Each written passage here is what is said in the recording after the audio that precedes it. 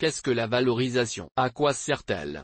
Comment déterminer la valeur d'un actif? Focus sur le cas particulier de la start-up. Les actifs concernés par la valorisation. On peut chercher à déterminer le prix d'un actif matériel, action, option, ou immatériel, brevet, marque, mais aussi un passif, obligation. Utilité de la valorisation. La valorisation est une pratique nécessaire lors de nombreux événements. On y aura notamment recours lors de la mise en place d'une fusion-acquisition, lors de l'élaboration des comptes annuels, au moment de l'imposition, lorsqu'intervient un litige, etc. Les différentes méthodes de valorisation. Il existe deux grandes méthodes de valorisation. La valorisation absolue qui cherche à établir la valeur intrinsèque de l'actif. La valorisation relative qui détermine la valeur de l'actif en fonction des prix du marché sur des actifs comparables. Ces deux méthodes de valorisation sont souvent associées. La valorisation d'une start-up. La valorisation des start-ups, et plus particulièrement des potentielles licornes, a tendance à faire couler beaucoup d'encre. En effet, il est difficile de déterminer la valeur de ces entreprises. Souvent, le seul indicateur significatif que l'on possède est le prix mis sur la table par les derniers investisseurs. Il s'agit alors de savoir combien des investisseurs, parfois des stars qui investissent,